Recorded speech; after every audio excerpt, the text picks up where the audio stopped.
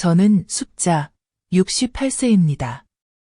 당신은 경제적 부담이야. 아들이 저를 여행에서 제외시켰기에 그들이 바다에 나가 있는 동안 저는 그들의 집을 팔았고 그들이 돌아오기 전에 이미 떠나버렸습니다. 제 이야기를 계속하기 전에 여러분이 어디에서 이 영상을 보고 계신지 궁금합니다. 댓글로 위치를 남겨주시고 가족의 조작과 조용한 복수에 맞서는 이야기를 더 듣고 싶으시다면 좋아요와 구독도 부탁드려요.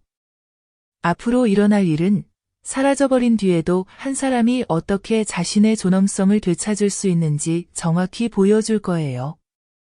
저는 수십 년 동안 희생이 사랑을 살 수 있을 거라 믿었지만 결국 제가 가장 필요할 때 돌아온 건 침묵뿐이었지요.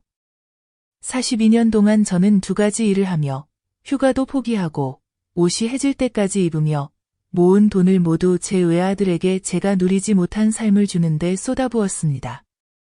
남편이 세상을 떠난 뒤 다시 결혼하지 않은 것도 2명의 산만한 부모보다 1명의 안정된 부모가 낫다고 생각했기 때문이고 제 필요를 너무 깊이 묻어 저조차도 보이지 않게 되더라도 아이가 안전하다고 느끼길 바랐기 때문입니다. 저는 그의 대학 학비, 자동차, 결혼식, 첫 집까지 모두 부담했고 숫자를 세지 않았어요. 엄마란 원래 계산하지 않는 존재니까요. 우리는 줄 수 있을 때까지 주는 존재잖아요. 문자는 이른 아침에 왔고 완전히 잠에서 깨기도 전에 제 기억에 불타듯 새겨졌죠. 가족 크루즈 여행에 오시지 않을 거예요. 제 아내가 가족끼리만 가길 원해요. 그들은 저를 가족으로 여기지 않았습니다. 저는 더 이상 가족이 아니었죠. 저는 식구수만 늘리는 노인, 부담, 그리고 그들의 완벽한 세상이 제 등에 얹어 만들어졌다는 사실을 상기시키는 존재였을 뿐입니다. 손이 떨리고 가슴이 조여왔어요. 잠깐 심장이 멎는 줄 알았지만 아니었어요. 그것은 예전에 제가 영원히 부서지는 소리였습니다. 변명하고 용서하고 굴욕을 견디며 웃던 여자는 그 순간 죽었고 그 자리에 더 차갑고 날카롭고 무한히 집중된 누군가가 대신 들어섰지요. 또다시 아들의 아내에게서 두 번째 메시지가 왔어요. 이번엔 공손했지만 깔보는 뉘앙스가 섞여 있었지요. 이게 모두를 위해 더 간단한 방법이란 걸 이해해 주시길 바랍니다. 모두를 위해 간단해졌지요. 그 집을 사주고 빚을 갚아주고 그들의 삶을 가능하게 해주면서 조용히 지워진 저만 빼고요. 제 이름이 더 이상 등기부에 없다는 것도 그들이 경제적 도움 없이는 가정을 시작할 수 없다고 해서 집을 증여해줬기 때문이었지요. 그들의 감사가 서류의 잉크가 마르는 것보다 오래 갈 거라 믿은 제가 어리석었습니다. 저는 울지 않았어요. 눈물은 희망이 있을 때만 나오는 법이니까요. 저는 더 이상 희망이 없었습니다. 가만히 앉아 제가 리모델링해준 익숙한 주방 벽을 바라봤어요. 제가 사준 캐비닛, 직접 주문한 가전제품들, 하지만 더 이상 그곳이 집으로 보이지 않았습니다. 그저 숫자, 무급노동과 무조건적 사랑이라는 도장이 찍힌 나쁜 투자 목록처럼 느껴졌습니다. 그들의 여행사진, 그녀가 고른 장식품, 집 구석구석마다 저는 더 이상 사람이 아니라 쓸모가 다한 임시 거처로만 여겨졌다는 사실이 떠올랐지요. 집들이 파티의 기억이 천천히 독처럼 속을 뒤틀었습니다. 저는 빚 한 푼 없는 집의 열쇠를 건네줬고 며느리는 제 손을 꼭 잡으며 항상 여기서 제 방은 제 것이라고 무슨 일이 있어도 가족의 미래에 제가 포함되어 있다고 약속했습니다. 그녀가 원하는 색으로 방을 칠해주고 가구도 조립해주고 차가워지는 목소리는 가족을 만드는 스트레스 때문이라고 스스로를 달랬지요. 그들을 위해 요리하고 청소하고 아이도 봐주고 감사 인사조차 바라지 않았습니다. 엄마란 원래 감사를 바라지 않는 존재니까요. 하지만 감사는 권리의식으로 바뀌었고 권리의식은 더 위험한 경멸로 변질되었습니다. 그들은 저를 유물, 참아야 할 존재, 연금과 보험을 자기 계획에 끼워 넣을 때만 생각나는 그림자로 여겼고 더 이상 가족 사진에 초대받지 못하는 그들의 세련된 삶에 어울리지 않는 존재로 취급했습니다. 저는 혼자 보낸 생일, 그녀의 생일을 비싼 레스토랑에서 축하하는 그들을 떠올렸습니다. 명절에도 저는 집에 남아 식물에 물을 주고 애완동물 밥을 챙겨주었고 그들은 가족만의 시간을 위해 해외로 떠났죠. 제 목소리가 그녀의 웃음에 묻혀 사라질 때마다 더 이상 제가 알던 가족이 아니란 걸 절감했습니다. 그날 아침, 저는 가장 오래된 친구에게 전화를 걸었고 그녀는 1시간도 안 되어 도착해 날카로운 눈으로 메시지를 읽더니 제가 너무 오래 외면해온 진실을 말해주었습니다. 그들은 이 모든 걸 계획했다고요. 제가 쌓아온 모든 것을 차지하고 저를 그들의 삶에서 보기 싫은 얼룩처럼 지우려 했다고요. 저는 너무 오랫동안 스스로를 작게 만들어 그들이 저를 전혀 보지 못하게 만들었고 돈이나 부탁, 육아가 필요할 때만 찾았습니다. 저는 말없이 고개를 끄덕였죠. 이미 마음속으로 알고 있었으니까요. 저는 바로 계좌를 확인하지 못했습니다. 그들이 얼마나 해를 끼쳤는지 볼 준비가 안 됐거든요.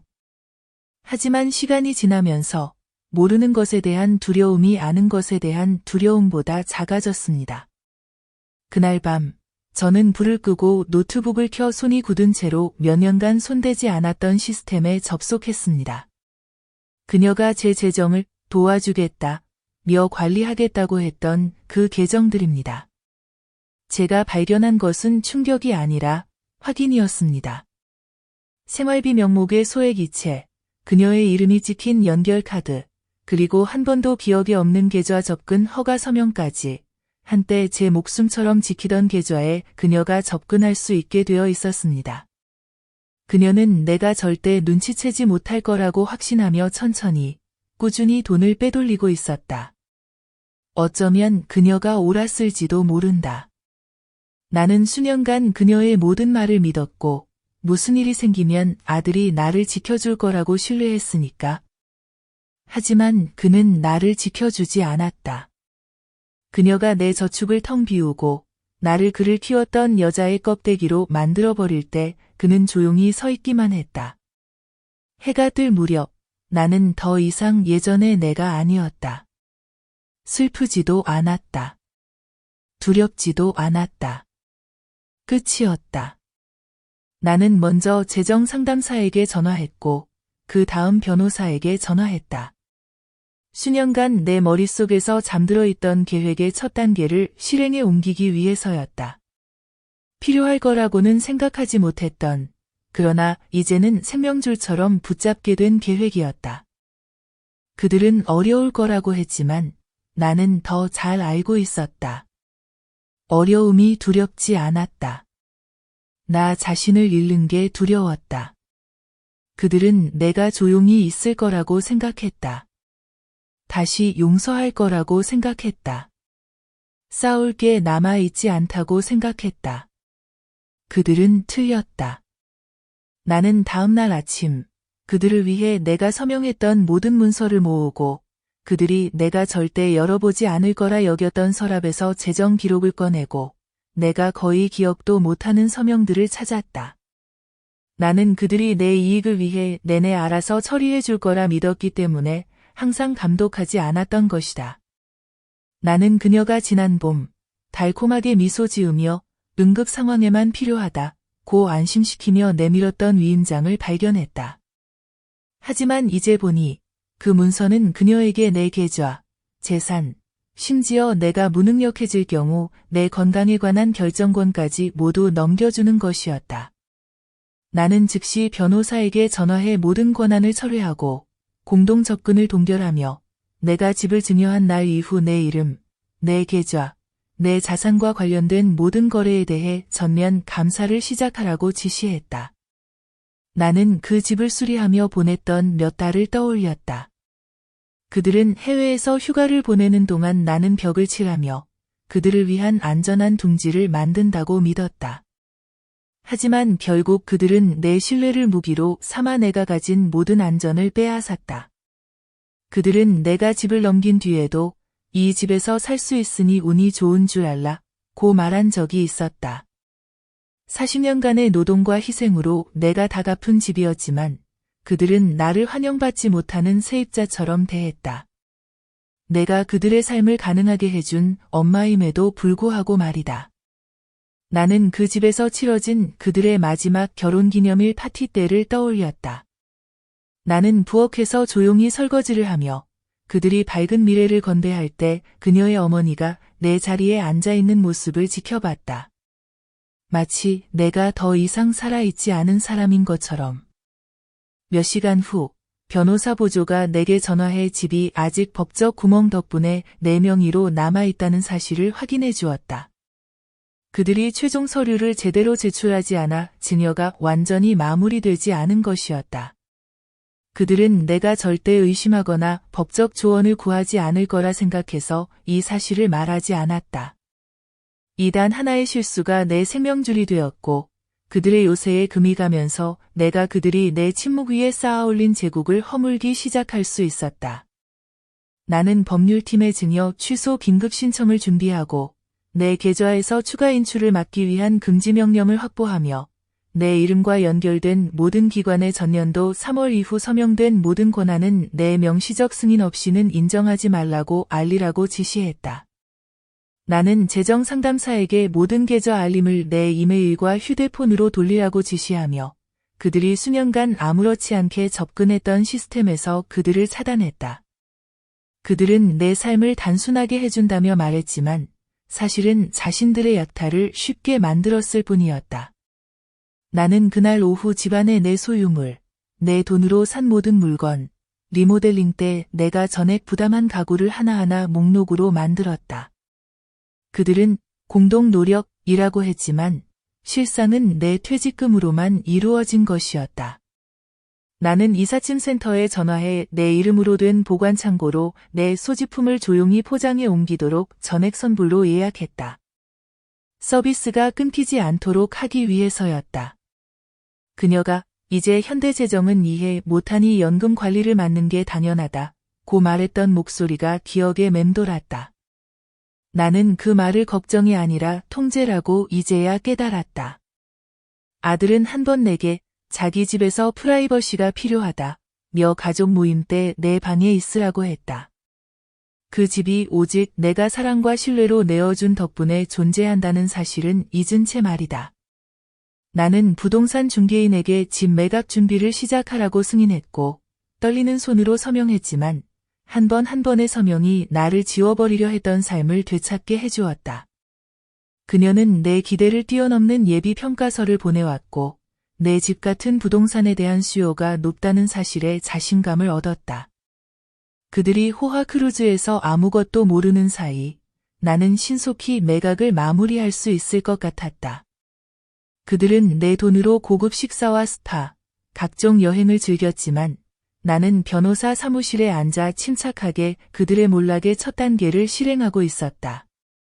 나는 사설 탐정에게 수임료를 지불하고 내 이름으로 이뤄진 모든 금융거래, 그들이 손댄 모든 계좌, 그들이 시도한 모든 법적 움직임을 기록하라고 지시했다. 내가 준비한 대면에서 그 어떤 거짓도 살아남지 못하게 하려고.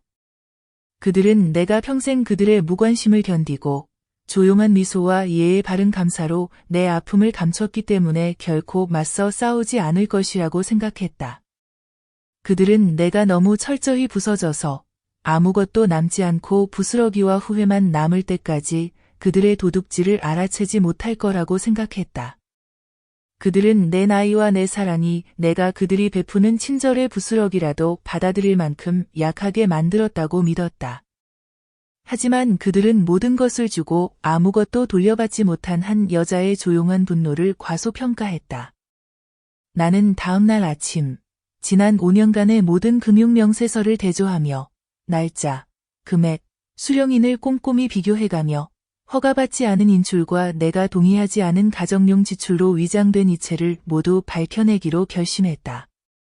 나는 유지보수와 리노베이션으로 표시된 수십 건의 거래를 발견했지만 내가 직접 비용을 댄 것 외에는 기억나는 리노베이션이 없었고 이른바 지출들이 단지 현금 인출을 위장한 것에 불과하다는 사실을 깨달으며 분노가 치밀었다. 조사관의 예비보고서는 내 최악의 의심을 확인시켜 주었는데 며느리가 자신의 개인 신용카드를 내 온라인 뱅킹 계정에 연결해 수년간 수천만 원을 빼돌렸고 심지어 내 연금까지 그녀의 천여 명으로 등록된 사적 투자의 담보로 사용한 사실을 자세히 밝혀냈다. 그녀는 내 노후를 위한 돈을 가져가 내 복지와는 아무 상관없는 사업에 도박을 했고 내가 그녀의 재정적 영향력을 의심 없이 받아들일 것이라 믿었다. 아들의 공모도 명확해졌는데 내 계좌에 연결된 보조 체크카드를 반복적으로 사용한 기록을 추적하며 그가 단순한 방관자가 아니라 수십 년 희생으로 쌓은 자산을 고갈시키는데 적극적으로 가담했다는 배신을 확인했다. 그들은 내 은행 계좌를 자신들의 안전망처럼 사용했고 사치품과 휴가, 심지어 그녀의 친정 가족 의료비까지 결제하면서 내 생일에는 마치 그 작은 선물이 그들의 죄를 씻어주는 양식료품점 상품권만 보내왔다.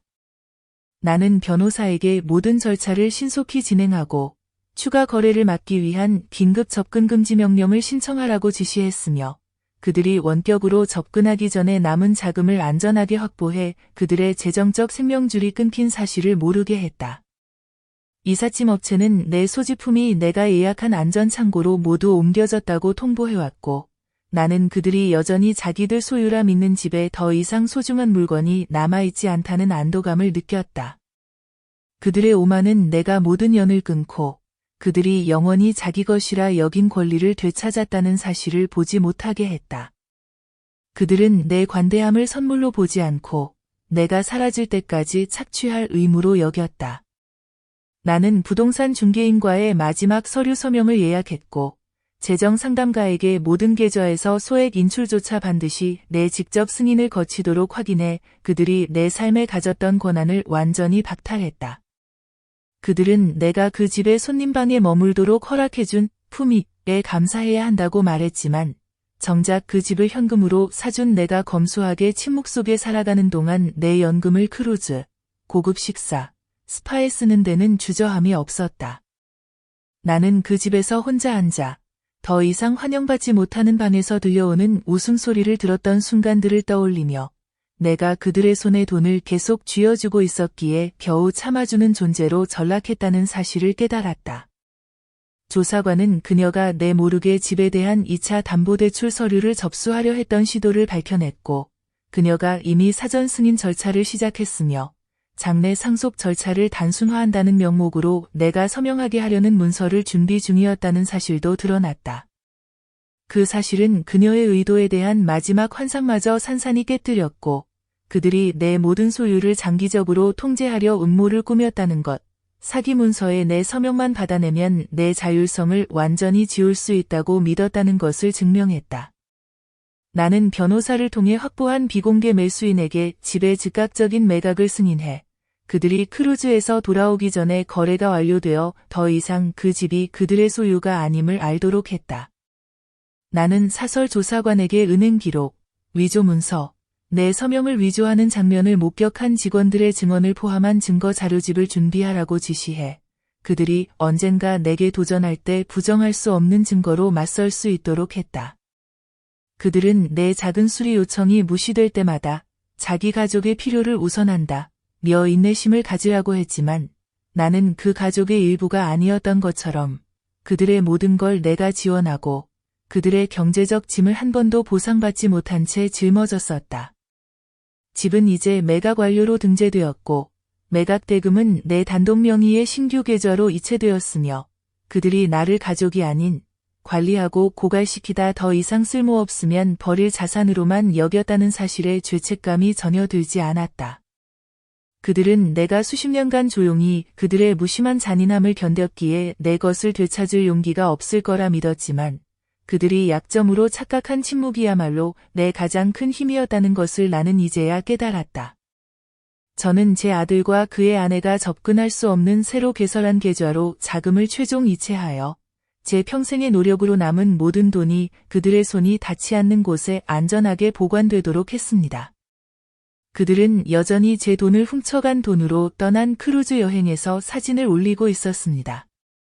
저는 변호사에게 그들에게 위임장을 부여했던 모든 기존 계약을 철회하는 공식 통지서를 제출하도록 승인하여 그들이 제 이름으로 어떤 목적으로도 행동할 수 있는 권한을 차단하고 제가 잘못된 신뢰로 서명했던 그 서류 이후 처음으로 그들을 법적으로 무력하게 만들었습니다.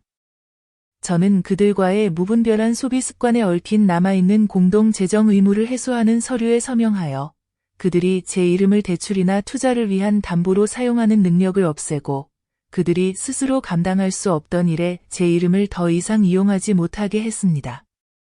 저는 조사관에게 보복성 금융활동이나 자금 제이체 시도를 감시하라고 지시했습니다. 그들의 권리의식이 깊어 통제권을 잃는 것을 받아들이지 않고 제 과거의 관대함을 악용할 새로운 방법을 찾으리라는 것을 알고 있었기 때문입니다. 계획대로 그날 오후 집이 매각되었고 수익금은 즉시 그들이 접근할 수 없는 계좌로 이체되어 빈 방과 가족에 대한 기억만 남겼습니다. 그 가족은 결코 그 기반을 세운 여성을 소중히 여기지 않았습니다. 저는 이사업체에 그들의 옛집에서 제 존재의 모든 흔적, 그들이 사랑으로 남긴 줄 알았던 개인 사진과 유품까지 모두 치우라고 했습니다. 실제로 저는 그것들을 모두 회수해 안전하게 보관했습니다. 그들은 한때 제가 제 일을 감당하기엔 너무 나이가 많다며 짐을 덜어주겠다. 제 재정을 관리하겠다고 주장했습니다. 이제 와서야 저는 그 말이 그들의 계산된 계획의 첫걸음이었음을 알게 되었습니다. 그들은 제 독립성을 빼앗고 제가 그들을 위해 지은 집에서 제 존재를 지우려 했던 것입니다. 조사관의 증거 자료를 검토하면서 며느리가 공과금, 보험, 심지어 의료비까지 조작해 자신이 통제하는 계좌로 돈을 빼돌려온 패턴을 확인했고 그 체계적 절도가 제가 상상했던 것보다 훨씬 오래전부터 이어져 왔음을 알게 되었습니다. 변호사는 그들을 상대로 재정적 학대와 사기를 이유로 공식 절차를 시작하는 신청서를 제출했고 이제 그들의 행위에 대한 명백한 증거가 확보된 만큼 자산 반환이나 부동산 매각을 법적으로 다툴 수 없게 했습니다. 저는 그들이 부동산이나 제 소지품이 보관된 창고에 접근하지 못하도록 접근 금지 명령을 승인했습니다. 그들이 크루즈에서 돌아오면 분노와 절박감으로 자신들의 것이라고 믿었던 것을 되찾으려 할 것이 분명했기 때문입니다. 그들은 제가 오랫동안 침묵했기에 행동할 결기가 없다고 생각했지만 이제 제가 내딛는 모든 발걸음은 수년간 쌓인 배신과 굴욕에서 비롯된 것이었습니다. 저는 조사관에게 해외에서의 그들의 금융활동까지 추적해 제가 검소하게 살며 결코 받지 못한 감사의 마음을 기다릴 때 그들이 얼마나 무분별하게 돈을 썼는지 추가 증거를 확보하라고 지시했습니다. 그들은 한때 제 돈 걱정을 비웃으며 황혼기를 즐기라고 했지만 그들의 즐거움은 저를 집에 고립시켜 감옥처럼 만들고 그 와중에 제 계좌를 몰래 비우는 것이었습니다. 마지막 송금으로 집 매각 대금이 안전하게 보호되고 제 계좌는 지켜졌으며 그들의 접근권은 완전히 종료되어 그들이 영원히 자기 것이라 여겼던 부에 대한 법적 권리가 사라졌습니다. 그들은 제가 항상 아무데 가도 바라지 않는 조용한 후원자, 보이지 않는 제공자일 것이라 믿었지만 가장 조용한 사람에게도 한계가 있다는 사실을 몰랐고 그 한계가 이제 냉정하게 찾아왔습니다. 저는 변호사가 자산 보호의 마지막 단계를 실행하며 모든 부동산 등기, 계좌 권한, 금융 서류에 제 이름만 남기고 그들의 흔적을 완전히 지우는 과정을 하나하나 확인했습니다. 저는 집에서 남은 개인 소지품을 새 아파트로 옮겼고 그곳은 그들이 결코 손댈 수 없는 자금으로 마련한 소박한 공간이었으며 저를 불편한 존재로 여긴 사람들과 물리적, 재정적으로 거리를 둘 수 있었습니다. 조사관은 그들이 여전히 크루즈에서 돈을 펑펑 쓰고 있지만 제 계좌에 연결된 신용카드는 이미 거절당했고 온라인으로 잔액을 확인하려 해도 모든 로그인 정보가 제 단독 권한으로 바뀌어 차단되었다는 사실을 보고해왔습니다. 저는 법률팀에 사전 중지명령서를 준비하라고 지시했습니다. 그들이 돌아와 자신들이 쌓아온 카드탑이 무너진 것을 알게 되면 필연적으로 위협과 요구를 해올 것이기 때문입니다. 그들은 제가 현대식 뱅킹 앱을 쓰지 못한다고 비웃으며 모든 걸 대신 해주겠다고 했지만 이제 저는 그들이 자신들의 감시 아래 남아있을 거라 믿었던 모든 시스템을 완벽하게 통제하게 되었습니다. 저는 조사관의 최종 보고서 한 줄 한 줄을 꼼꼼히 읽었습니다. 제 이름으로 무단 대출을 받고 보험금 청구서에 서명을 위조했으며 평범한 거래로 위장한 숨겨진 투자까지 그들의 배신이 얼마나 계획적이고 의도적이었는지 확인했습니다.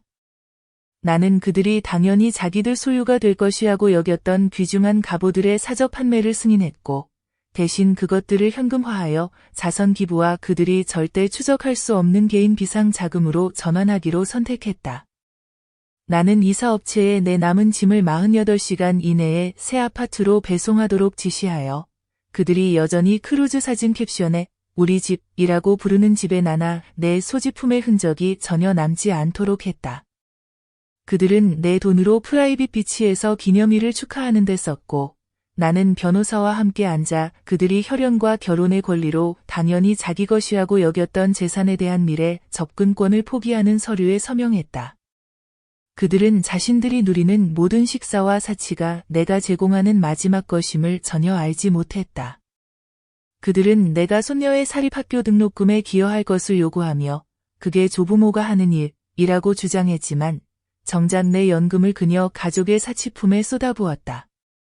이제 그 학교 등록금도 내 자금 지원 없이는 결제되지 않을 것이다.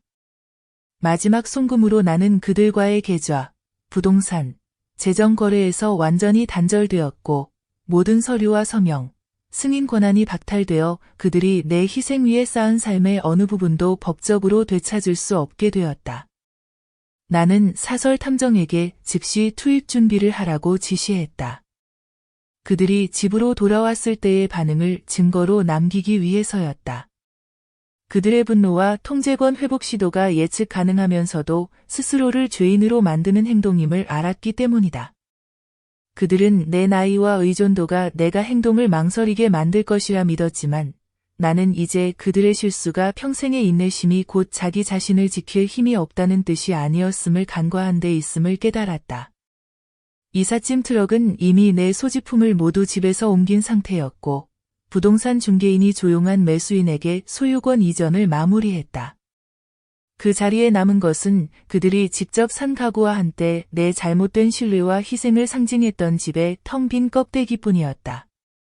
변호사로부터 매각 대금이 내 단독 명의의 새 계좌에 안전하게 입금되었으며 그들이 법적이나 감정적으로 거래에 이의를 제기하려 해도 전혀 영향을 미치지 못한다는 확인을 받았다. 근처에 대기하던 탐정은 그들의 귀국 비행기가 착륙했고 여전히 자기 집이라 믿는 곳으로 향하고 있다고 전했다. 하지만 그들은 이제 열쇠가 맞지 않고 부동산 관련 모든 공식 문서에서 자기들 이름이 사라졌다는 사실을 전혀 모르고 있었다. 나는 재정 증거 사본, 탐정 보고서, 그들이 나를 조종해 승인하게 만든 모든 이전을 되돌린 서명 서류를 봉인된 봉투에 담아 불가피한되면 상황이 벌어질 때 전달할 준비를 마쳤다. 그들은 수년간 나를 뒷전으로 조용한 후원자로 취급했고 내가 쓸모있을 때만 내 존재를 참아주었다. 그러나 이제 그들은 한때 약하다고 무시했던 여자를 과소평가한 대가를 치르게 될 것이다. 탐정은 그들이 도착 몇 분 전임을 확인했고 나는 길 건너편에서 숨어 그들이 차에서 내리는 모습을 지켜봤다. 그들의 미소는 이삿짐 트럭과 낯선 차량을 보자마자 즉시 사라졌다. 그들은 혼란스러운 표정으로 주위를 살피며 침입 흔적을 찾았지만 그들의 옛집은 이미 내가 빼앗긴 저축으로 결제한 크루즈 갑판에서 한가롭게 쉬는 동안 새 매수자들에게 보여지고 있었다. 그들은 내가 감히 자기들 안락함을 깨거나 내가 자금을 댄 삶에 대한 자기들 권위를 도전하지 않을 거라 믿었다. 그러나 이제 그들은 한때 빚 없이 소유했다고 자랑하던 집에서 쫓겨난 채 문 밖에 서 있었다. 새 집주인들이 곧 도착해 부동산 중개인과 인사를 나누는 동안 내 아들과 며느리는 억지로 안에 들어가려 했지만 모든 출입구는 잠기고 비밀번호도 자신들이 알 수 없게 바뀌어 있었다. 봉인된 봉투가 택배로 그들에게 전달되었다. 그 안에는 그들의 배신 증거와 자산 회수 최종 통보가 들어 있었고, 나는 그들이 떨리는 손으로 봉투를 뜯으며 예상했던 대로 공포에 휩싸이는 모습을 지켜봤다. 그들은 필요할 때만 나를 가족이라 했지만, 이제는 수년간 부끄러움 없이 나를 착취했던 여자를 더 이상 지배할 수 없는 현실 앞에 낯선 사람처럼 인도에 서 있었다. 그들은 한때 내가 자기들 집에 머물 수 있게 해준 걸 행운이라 했지만, 사실은 내가 그들의 허울뿐인 안전망에 모든 실을 쥐고 있었고, 이제 그 실들이 모두 끊겼다. 탐정은 그들의 다급한 전화, 나에게 연락하려는 필사적 시도, 그리고 내 희생 위에 세운 삶이 예고 없이 사라졌음을 점차 깨닫는 모습을 기록했다. 나는 변호사에게 그들로부터 오는 모든 연락을 무시하고 법적 위협은 모두 사기조사팀에 바로 전달하라고 지시했다. 그들이 분노로 공격해오다 결국 패배를 받아들일 것임을 알았기 때문이다. 그들은 내가 영원히 침묵할 거라 믿었지만 그 침묵이 바로 이 순간을 위한 준비, 즉 그들이 내게서 훔친 모든 것을 되찾기 전에 고요였다는 사실은 생각하지 못했다. 나는 탐정이 기록한 그들의 점점 커지는 공황 상태, 더 이상 자기 소유가 아닌 집에 침입하려는 모든 시도, 부동산 중개인에게 고함치며 설명을 요구하는 장면, 그리고 내가 이미 차단해둬는 내게 닿지 않을 번호로 걸어대는 다급한 전화까지 감시 보고서를 확인했다. 제 변호사는 중지 및 금지 서한이 전달되었음을 확인했으며 그들에게 새로운 집주인에게 무단 침입하거나 괴롭히지 말라는 경고를 했습니다. 동시에 법적 통지는 제가 실행한 자산 반환에 이의를 제기할 경우의 결과를 명확히 밝혔습니다. 그들은 수년 동안 제가 모든 잘못을 용서하고 모든 굴욕을 참으며 그들이 던져주는 애정의 부스러기에 감사할 것이라 여겼지만 이제는 집매매 서류와 함께 전달된 서류철에 정리된 그들의 탐욕과 배신의 명백한 증거와 마주하게 되었습니다. 사설 탐정은 제 아들의 아내가 차도에서 그에게 소리를 지르며 저에게 너무 많은 통제권을 허락했다고 비난하는 것을 지켜보았고 아들은 그녀가 도를 넘어서 모든 것을 망쳤다고 소리쳤습니다. 그들은 한때 제가 그들의 재정 결정을 의심한다고 이기적이라며 제 저축이 그들의 미래에 투자되는 것을 영광으로 여겨야 한다고 주장했지만 이제는 제 은퇴 자금을 사적으로 유용하고 저를 침묵 속에 힘겹게 살게 만든 사기꾼으로 드러났습니다. 저는 법률팀의 금융학대와 관련된 형사고소를 위한 예비 절차를 개시하라고 승인하여 위조 문서, 무단거래, 조직적인 착취의 증거가 제시될 때 그들이 무지나 무죄를 주장할 수 없도록 했습니다. 이삿짐 회사는 제 개인 소지품이 안전한 보관소에 도착했고 나머지는 새 아파트로 배달되었다고 확인해 주었습니다. 이제 저는 그들이 똑똑한 계획 덕분에 소유하게 되었다고 자랑하던 집에서 완전히 벗어나게 되었지만 실제로는 제가 자금을 댄 결정적 역할은 언급하지 않았습니다. 사설 탐정의 사진에는 제 아들이 길가에 앉아 머리를 감싸 쥐고 있고 그의 아내는 가족들에게 전화하며 화가 난 채로 왔다 갔다 하는 모습이 담겨 있었습니다.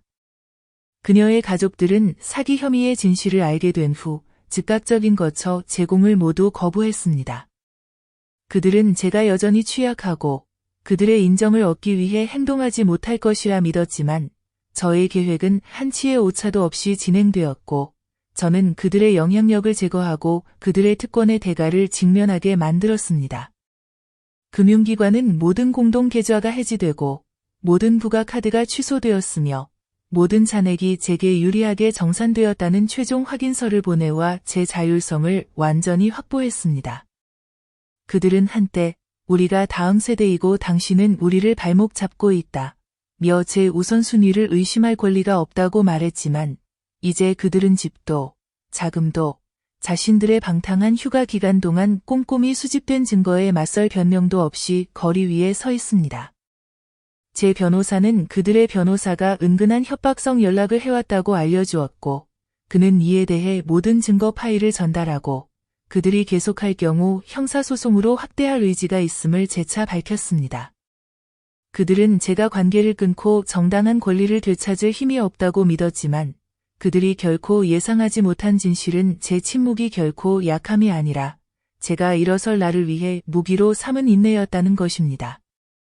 저는 변호사에게 그들을 금융사기와 강요 혐의로 정식 고소 절차를 진행하라고 지시하여 수년간 가족적 배려로 가장된 착취에 대해 모든 법적 조치가 이제 시작되었음을 확실히 했습니다. 사설 탐정은 그들이 더 이상 존재하지 않는 공동 자산을 현금화하려던 시도, 긴급 대출 신청이 실패한 과정, 그리고 자신들이 영원할 것이라 믿었던 안전망이 사라졌음을 점차 깨닫는 모습을 상세히 기록한 최종 보고서를 제출했습니다. 그들은 한때 제가 제 일조차 제대로 처리하지 못할 만큼 순진하다고 비웃으며 디지털 시스템을 꺼리는 저를 조롱했지만 조용히 모든 재정 계좌에 자신들을 끼워 넣었습니다. 하지만 이제 그들의 오만은 저에 대한 지렛대가 전혀 없는 미래를 준비하지 못하게 만들었습니다. 탐정은 그녀가 친척 집 밖에서 임시 거처를 구걸하며 서성이고 제 아들은 그 옆에 조용히 서서 결코 오지 않을 거라 믿었던 현실의 무게에 어깨를 떨구고 있는 모습을 포착했습니다. 저는 그녀가 미래의 유산이라 주장했던 보석과 골동품의 매각을 마무리하고 그 자금을 자선단체와 개인 비상금 계좌로 분산시켜 그들이 감정적 조작으로 다툴 수 있는 것은 아무것도 남기지 않았습니다. 제 변호사는 방대한 자료 덕분에 사기 고소가 신속히 진행되고 있다고 확인해 주었고 검찰이 벌금 및 배상 명령까지 청구할 수 있는 명확한 길이 열렸습니다. 그들은 모든 경고 신호를 무시하고 제가 항상 그들의 불친절함에도 미소 지었기에 제 재정에 대한 통제권이 무적이라고 믿었지만 이제는 진정으로 소유한 적 없는 집을 어떻게 잃었는지 친구와 가족에게 설명해야 하는 처지가 되었습니다. 사설 탐정은 그들이 공공장소에서 격렬하게 다투는 모습을 보고했고 그녀는 그가 저를 완전히 복종시키지 못했다고 비난했고 그는 그녀의 무분별한 소비와 커져가는 특권의식을 비난했습니다. 그들은 한때 제 자산을 관리해준 보호에 감사해야 한다고 했지만 이제 저는 그들이 제 평생의 노력을 자신들의 편의에 따라 소모할 자원으로 여겼음을 깨달았습니다. 저는 집 매각 대금의 잔액을 제 명의의 장기 투자로 이체하여 앞으로는 누구에게도 안전이나 안정성을 의존하지 않도록 했습니다. 그들이 기만 위에 쌓은 삶의 잔해를 수습하려 애쓰는 동안에도 말입니다. 그들의 변호사는 내가 집 매각 대금의 일부를 반환하는 조건으로 고소를 취하하자고 제안하며 합의를 시도했지만 내 법률팀은 모든 무단 거래와 위조 문서에 대한 상세한 내역을 제시하며 우리가 타협할 의사가 전혀 없음을 분명히 했다. 나는 변호사에게 마지막 통보를 보내라고 지시했다. 앞으로의 모든 연락은 괴롭힘으로 간주되어 법적으로 대응할 것이며 그들에게는 더 이상 호소할 길이 남지 않았다. 그들은 내가 대면의 압박에 굴복할 것이라 믿었지만 내가 내딛는 모든 걸음은 그들이 받아들일 수 없는 진실을 더욱 굳건히 했다. 나는 더 이상 그들의 인정을 위해 내 존엄을 희생하던 여자가 아니었다. 나는 이 사업체의 내 소지품의 마지막 부분을 그들 몰래 계약한 임대 아파트로 옮기라고 지시했다. 그곳은 더 이상 그들의 요구, 비난, 혹은 공허한 위로의 목소리가 울리지 않을 조용한 공간이었다. 내 변호사는 법원이 사기 혐의를 예비 심사에 회부했음을 확인했고 수사관은 그들이 한때 당연하게 여겼던 재정적 안락함을 되찾으려 필사적으로 개인 자산을 처분하려는 시도를 계속 추적했다. 그들은 한때 부모의 의무는 무조건적으로 자녀를 지원하는 것이라며 그 말을 모든 금전 요청, 도움 요구, 그리고 내 필요의 무시를 정당화하는 데 사용했지만 이제 그들은 배신 앞에서는 무조건적인 사랑에도 한계가 있음을 깨닫고 있었다. 수사관은 그녀의 가족이 그들을 영구적으로 받아들이기를 거부하고 짧은 체류와 그들의 재정적 무모함에 대한 엄중한 경고만을 제공했다고 보고했다. 내 아들의 옛 친구들도 법적 문제에 휘말릴 것을 우려해 거리를 두었다. 나는 변호사에게 민사상 반환 청구를 진행하라고 승인하여 형사 고발이 실패하더라도 그들이 매력이나 조작으로는 결코 벗어날 수 없는 결과에 계속 얽매이게 했다. 사설 탐정은 그들이 동결된 계좌를 재개하려다 실패한 시도, 고금리 대출 신청이 거절된 내역, 그리고 임시 거처를 구하려고 옛 지인들에게 다급하게 전화한 사실을 기록했다. 그들은 내 연금이 예상보다 빨리 사라지는 이유를 내가 묻자 과장이라며 나이에서 오는 혼란이라며 내 걱정을 일축했지만 이제는 빌린 옷을 입고 주차장에서 서로의 몰락 책임을 따지며 언쟁을 벌이고 있었다. 나는 내 계좌에 적용된 새로운 재정 보호 장치를 점검했고 모든 경고가 내게 직접 오며 내 명시적 대면 동의 없이는 제3자가 접근할 수 없음을 확인했다. 그들은 내 재정을 대신 관리하는 것이 나를 보호하기 위한 것이라며 내 스트레스를 덜어주기 위함이라고 주장했지만 실제 의도는 내가 결코 다시 통제권을 되찾지 못하도록 완전히 빼앗으려는 것이었다. 나는 변호사에게 마지막 경고장을 보내라고 지시했다. 앞으로 직접 또는 간접적으로 나에게 연락을 시도할 경우 추가적인 괴롭힘 및 기존 접근 금지 명령 위반 혐의로 추가 고소될 것임을 경고했다. 나는 남은 집 매각 대금을 재정적 학대에서 벗어나는 여성을 지원하는 자선기금으로 돌려 그들이 미래의 사치로 쓰려 했던 돈으로 한때 나처럼 주기만 하고 받지 못했던 이들에게 안전을 마련해 주었다. 수사관은 그들이 친척의 집에서 퇴거 요청을 받고 떠났으며 소지품은 이제 들고 다닐 수 있는 것만 남았고 대체 거처를 찾아 헤매고 있다고 보고하며 사건 파일을 종결했다. 그들은 후회만 표현하면 내가 모든 것을 용서할 것이라 믿었지만 나는 이제 결과에서 비롯된 후회가 진정한 참회와 같지 않다는 것을 알게 되었다. 나는 변호사에게 남은 모든 법적 조치를 마무리하라고 지시해 그들이 어떤 허점이나 절차상의 문제로 내 자산 접근을 다시 시도할 수 없도록 했고 금융 전문가와 함께 모든 계좌가 제3자 개입으로부터 영구적으로 보호됨을 확인했다. 수사관은 그들이 친척이 제공한 마지막 임시 거처에서 체류 기간을 초과해 쫓겨났으며 남은 소지품은 더 이상 감당할 수 없는 보관 창고에 보관된 채임을 확인해 주었다.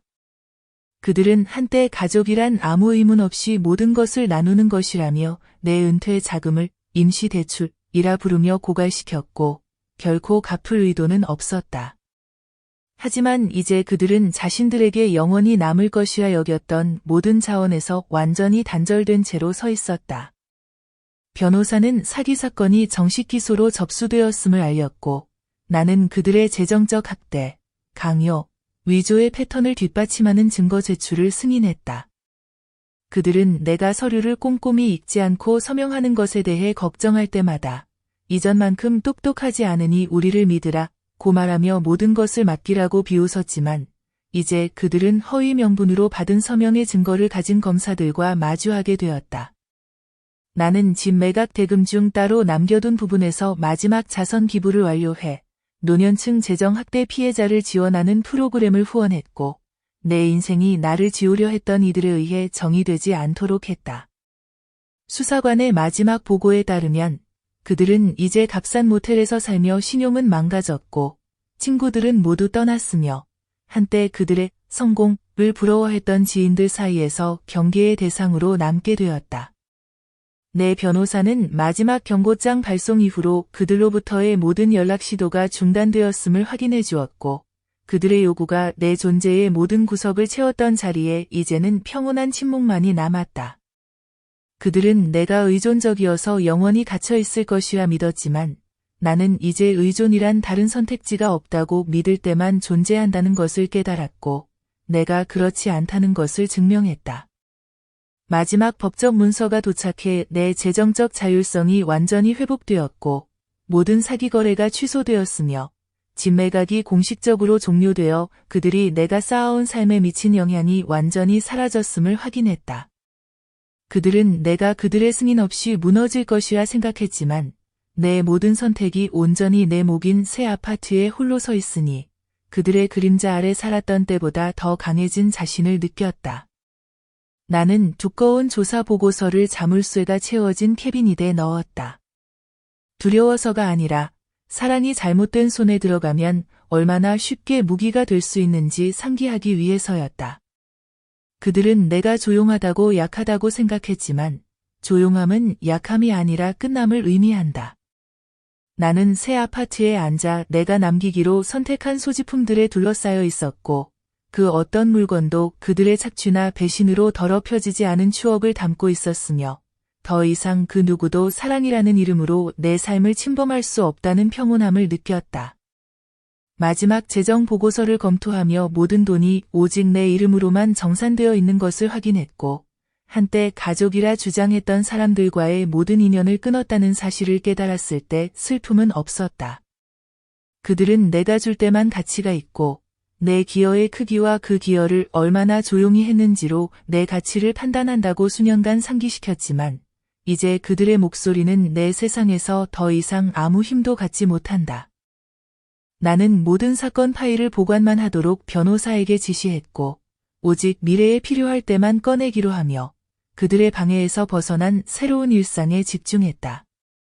그들이 탐냈던 마지막 귀중품 세트는 나와 같은 이야기를 살아온 여성들을 지원하는 단체에 기부해 그들의 탐욕을 다른 이들을 위한 보호의 유산으로 바꾸었다. 나는 아들의 번호로부터 마지막 메시지를 받았는데 설명할 기회를 달라는 짧은 호소였고 이제는 설명이 더 이상 중요하지 않은 내 삶에서 읽지 않고 삭제했다. 이제 나는 떠나는 것이 약함이 아니라 궁극적인 강함의 행위. 수년간 자신이 중요하지 않다고 들어온 사람이 마침내 자신을 선택하는 순간임을 이해했다. 나는 차를 준비하고 책을 펼치고 내 공간의 고요함이 모든 구석을 채우도록 허락했다. 더 이상 외로움의 침묵이 아니라 해방의 침묵이었다. 나는 내 모든 결정을 관통해온 그 말을 소리내어 속삭였다. 조용함은 약함이 아니라 자유임을.